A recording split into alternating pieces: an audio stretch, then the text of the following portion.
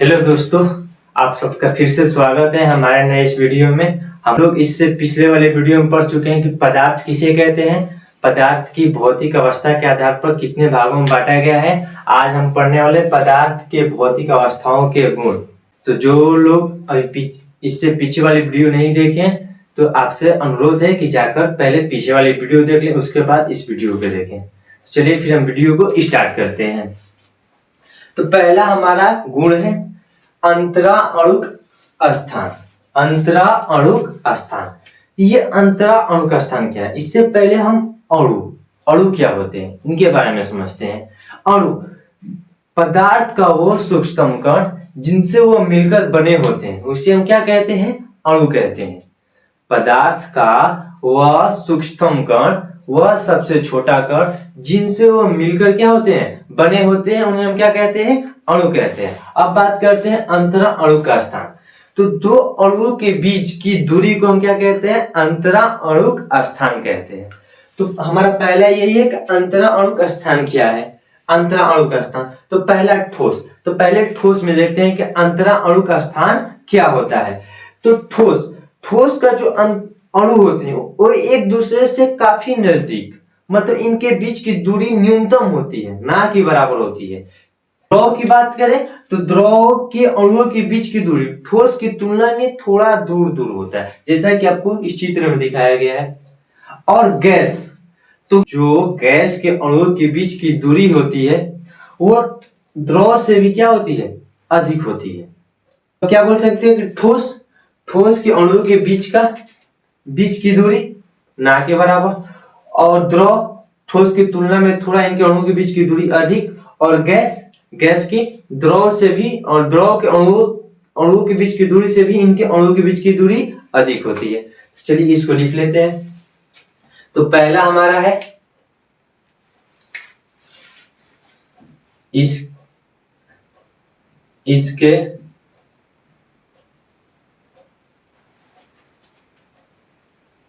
इसके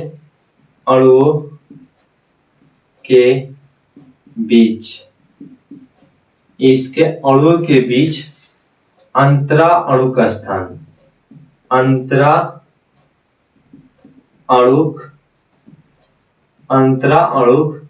स्थान बहुत ही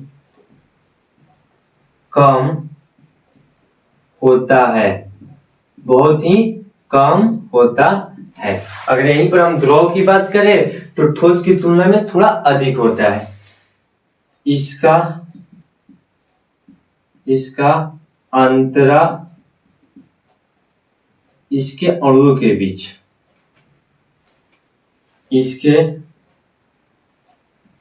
इसके अणुओं, यहां पर होगा अणु, इसके अणुओं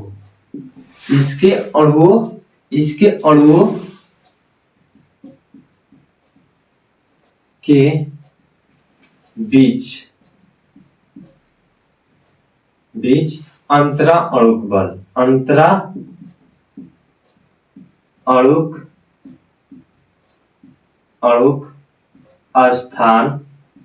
अंतराणुक स्थान ठोस की तुलना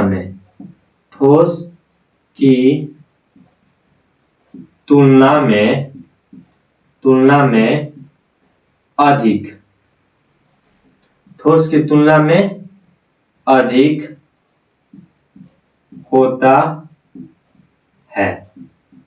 ठीक है, इसके अणुओं के बीच अंतराणुक का स्थान ठोस की तुलना में अधिक होता है। अगर हम गैस की बात करें तो गैस के अणुओं के बीच अंतराणुक का स्थान ठोस तथा द्रव की तुलना से क्या होता है? अधिक होता है। इसके अणुओं के बीच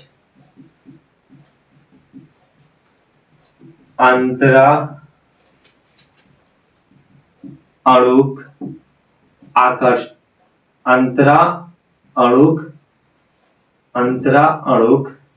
स्थान ठोस तथा द्रव, ठोस तथा द्रव की तुलना में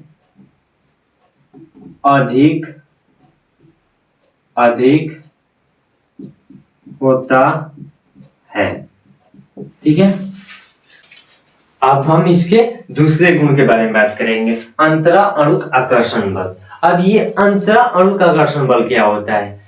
दो अणुओं के बीच लगने वाले बल को अंतरा अणुक आकर्षण बल कहते हैं। ठीक है, मतलब जो दो अणुओं के बीच लगने वाले आकर्षण बल को अंतरा अणुक आकर्षण बल कहते हैं। अब आकर्षण बल किसे कहते हैं? वैसा बल जो एक दूसरे को आपस में बांध कर रखता है, उसे हम आकर्षण बल कहते हैं। तो हमारा अगला है अंतरा अणुक आकर्षण बल। तो ठोस के बीच का अंतरा अणुक आकर्षण बल जैसे आपको चित्र में दिखाया गया है, क्या लगता है आपको? ठोस के बीच का अंतरा अणुक आकर्षण बल क्या होगा? क्योंकि इसके ठोस के एक दूसरे से नजदीक है, तो इनके बीच लगने वाला अंतरा अणुक आकर्षण बल भी क्या होगा? ज्यादा होगा। अगर हम द्रव की बात करें तो द्रव के अणुओं के बीच लगने वाला अंतरा अणुक आकर्षण बल ठोस की तुलना में थोड़ा कम होगा। पर याद रखिएगा, जो द्रव के आकर्षण बल होते हैं, अंतरा अणुक आकर्षण बल, वो द्रव को ना तो पास आने, द्रव के अणुओं को एक दूसरे के ना तो पास आने देते हैं और ना ही एक दूसरे से दूर जाने देते हैं। सिर्फ क्या, एक दूसरे पर जो द्रव के कण होते हैं वो सिर्फ फिसलते रहते हैं। ठीक है, और गैस का ठोस और द्रव से सबसे कम है इसका अंतरा अणुक आकर्षण बल। चलो इसको लिख लेते हैं। इसके अणुओं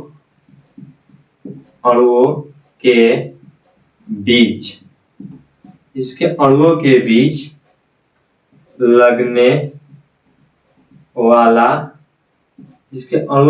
लगने वाला अंतरा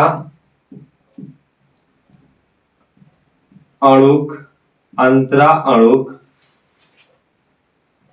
आकर्षण बल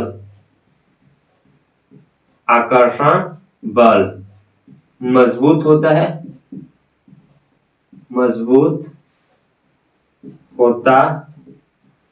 है। ठीक है, अगर हम द्रव की बात करें तो द्रव के अणु के बीच लगने वाला अंतरा अणुक आकर्षण बल ठोस की तुलना में थोड़ा कमजोर होता है। इसके अणुओं के बीच लगने वाला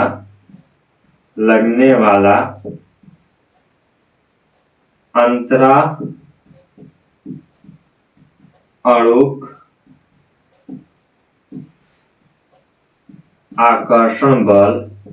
आकर्षण बल ठोस की तुलना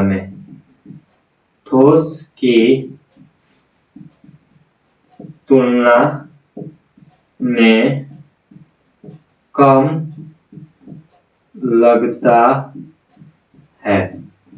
ठोस की तुलना में कम लगता है। अगर हम द्रव की बात करें तो द्रव की तुलना में नगण्य, मतलब द्रव के अणु के बीच जो आकर्षण बल होता है वो ना के बराबर रखता है। मतलब अगर हम गैस के दो चार अणु को अगर हम इस रूम में रख दें तो इनके बीच कोई बल नहीं लगते। एक कोना चला जाएगा, एक अणु दूसरे कोना चला जाएगा, एक अणु तीसरे कोना चला जाएगा, एक अणु चौथे कोना चला जाएगा। तो अब कह सकते हैं कि इनके अणु के बीच लगने वाला अंतरा अणुक आकर्षण बल ना के बराबर लगता है। इनके अणुओं के बीच लगने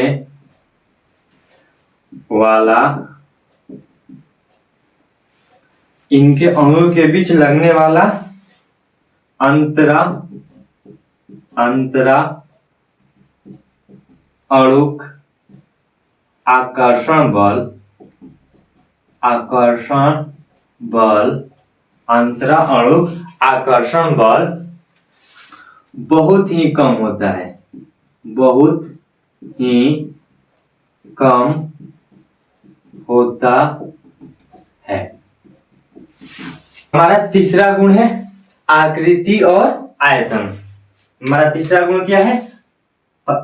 आकृति और आयतन। तो हम आकृति, पहले आकृति पर बात करते हैं कि आकृति क्या होता है। जैसे किसी चीज की रूपरेखा, डिजाइन को हम क्या बोलते हैं? आकृति बोलते हैं।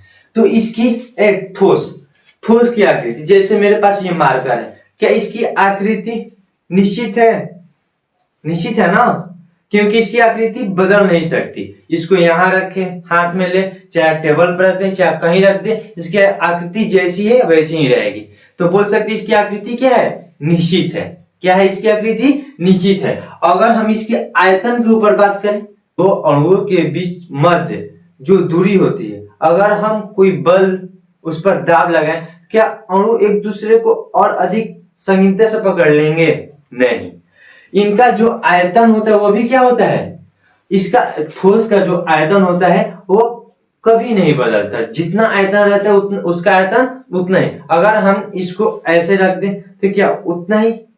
अगर हम हाथ पर रखें, इसको जमीन पर रख दें तो उतना ही जगह गिरेगा। मतलब इसके कितना, अगर हम इसको ऐसे दाबे, कुछ करें, इस पर इसको पूरा ऐसे दाबे, क्या इसका आयतन बदल रहा है? क्या इसके यहाँ के अणु दब रहे हैं? नहीं। तो ठोस का जो आयतन होता है वो भी निश्चित होता है। तो यहां पर क्या लिख सकते हैं? इसका आकृति और आयतन, आकृति और आयतन निश्चित होता है। आकृति और आयतन क्या होता है? इसका निश्चित होता है। अगर यहीं पर हम द्रव की बात करें तो क्या अगर मेरे पास, जैसे ही कल हम इससे अगले वाले वीडियो में ये इंक का एग्जांपल दिए थे द्रव के लिए, अगर हम इस डिब्बे में इंक भरा है जो कि द्रव है, अगर हम इस द्रव को इस डिब्बे से निकाल के दूसरे डिब्बे में डाल दे तो क्या वो दूसरे डिब्बे का आकार का ले लेगा? उसका आकृति कैसा हो जाएगा? दूसरे डिब्बे के जैसा। तो क्या बोल सकते हैं कि जो द्रव की आकृति होती है वो क्या होती है? अनिश्चित होती है। मतलब जिस एक बर्तन से दूसरे बर्तन में अगर रख दे तो वो दूसरे बर्तन के आकार का ले लेता है। अगर हम आयतन की बात करें, द्रव की आयतन की बात करें, तो आप बताइए कि क्या आयतन इसका निश्चित होगा कि अनिश्चित होगा? तो जो द्रव का आयतन होता है वो निश्चित होता है, क्योंकि जो द्रवों के बीच जो दूरी होती है और इनके बीच जो अंतरा अणुक आकर्षण बल लगता है वो क्या ना दूसरे से पास जाने देता है, एक दूसरे के पास जाने देता है, और ना ही एक दूसरे से दूर जाने देता है। अगर हम द्रव पर कोई दाब डालें, ऊपर से कोई दाब लगाएं, तो क्या द्रव सिकुड़ जाएगा? द्रव नहीं। द्रव का जो आयतन होता है वो क्या हो जाएगा? निश्चित ही रहेगा। जितना यहाँ पर है अगर हम दूसरे बर्तन में डाल दे तो इसके बीच की दूरी भी क्या रहेगी? उतनी ही रहेगी। जैसे देख लीजिए, अगर हम इस द्रव को, इसके बीच की दूरी इतनी है, ठीक है, इन दोनों द्रव के अणुओं के बीच की दूरी क्या है? इतनी है। अगर हम इस द्रव को दूसरे बर्तन में डाल दें तो क्या इसकी अणुओं के बीच की दूरी घट जाएगी? नहीं। इसके अणुओं के बीच की दूरी क्या रहेगी? इतनी ही रहेगी। भले इसका क्या एक अणु दूसरे अणु के ऊपर चला जाएगा पर दूरी उतना ही मेंटेन रखेगा। ठीक है, तो क्या बोल सकते हैं यहां से कि जो द्रव का आयतन होता है वो क्या होता है? निश्चित होता है, और द्रव की आकृति क्या होती है? हमारी अनिश्चित होती है। द्रव की आकृति अनिश्चित,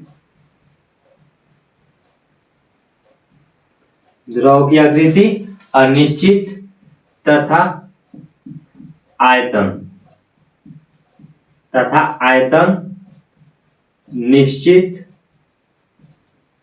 निश्चित होती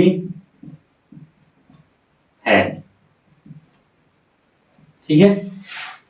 अब बात करते हैं गैस।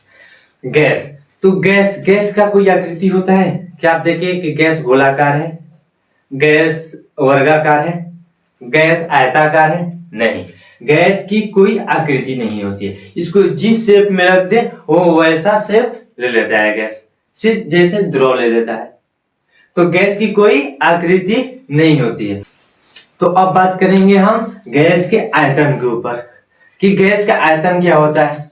अगर हम जैसे देख लीजिए, अगर इस गुब्बारे में गैस के अणुओं के बीच की दूरी, इस गुब्बारे में गैस के अणुओं के बीच की दूरी मान लेते हैं 1 मीटर है, ठीक है। अगर हम इस गुब्बारे को छोटा कर दें, दाब कर क्या कर दे, छोटा कर दे, तो इसके अणुओं के बीच की दूरी क्या हो जाएगी, कम हो जाएगी। बोल सकते हैं ये जो कण है ये यहां से उठकर कहां आ जाएगा, यहां से उठकर यहां आ जाएगा, कि इसके अणुओं के बीच की दूरी क्या हो जाएगी, कम हो जाएगी। तो क्या अगर अणुओं के बीच की जब दूरी कम होगी तो इनका आयतन भी क्या हो गया, कम हो गया। तो क्या बोल सकते हैं कि अगर हम गैस के अणुओं को बाहरी दाब लगाते हैं तो इनका आयतन क्या होता है, परिवर्तित हो जाता है। तो क्या कह सकते हैं कि इनका आकृति और आयतन दोनों ही क्या होता है, अनिश्चित होता है। इसका गैस का आकृति और आयतन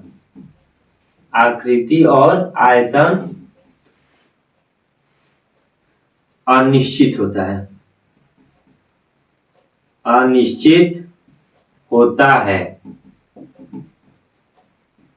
ठीक।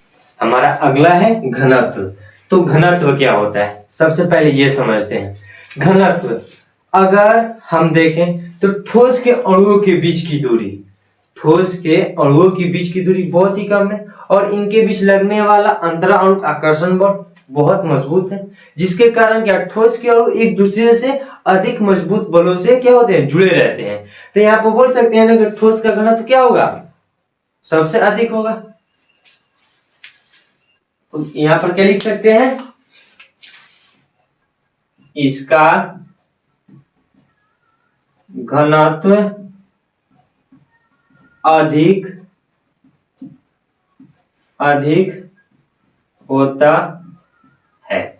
इसका घनत्व क्या होता है, अधिक होता है। अगर हम द्रव की बात करें तो द्रव में भी ऐसा है कि इनके अणुओं के बीच ठोस की तुलना में कुछ ज्यादा होता है और इनके बीच लगने वाला अंतराणु आकर्षण बल ठोस की तुलना में थोड़ा कम लगता है। तो इनके जो बीच संख्या होगा, जो अणुओं की संख्या होगी क्या होगी, ठोस की तुलना में थोड़ा कम होगी। तो क्या लिख सकते हैं,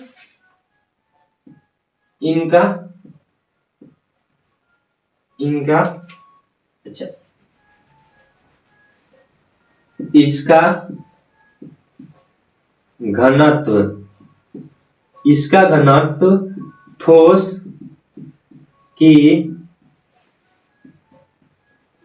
तुलना में कम होता है, ठोस की तुलना में कम होता है, ठीक है। अब बात करते हैं गैस। अगर गैस को हम इस रूम में छोड़ दे तो क्या होगा, एक गैस का अणु उस कोने, एक गैस का अणु दूसरे कोने, एक गैस का अणु तीसरे कोने, मतलब इनका घनत्व, इनको अगर जितना एरिया मिल जाए वो उतने दूर में फैल जाएंगे। तो इनका क्या बोल सकते हैं कि घनत्व बहुत ही कम होता है। इनका घनत्व क्या होता है, बहुत ही कम। इसको लिख सकते हैं, इसका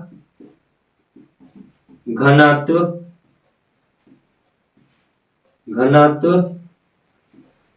बहुत ही कम होता है। इसका घनत्व बहुत ही कम होता है।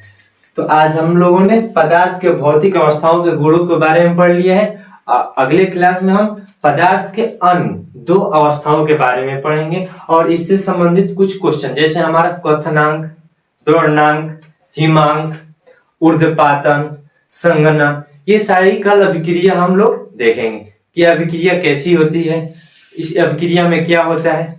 ठीक है, तो मिलते हैं हम लोग अगले वीडियो के साथ। तब